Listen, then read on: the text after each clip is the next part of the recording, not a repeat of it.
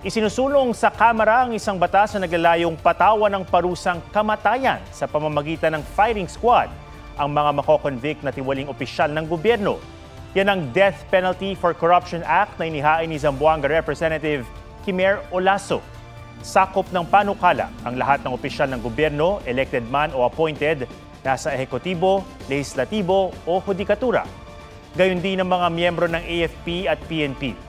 Kung may sasabatas, ipapataw ang parusang kamatayan sa mga opisyal na mahatulang guilty ng sandigan bayan sa kasong graft, malversation of public funds at plunder. Ayon kay Olaso, kung siya ang masusunod, mas gusto niyang gawin ang firing squad sa Luneta para raw makita ng taong bayan kung sino ang gumagawa ng kalokohan. Sa impormasyong nakalap ng GMA Integrated News Research, may mga kahalintulad ng panukala na inihain sa Kamara at Senado.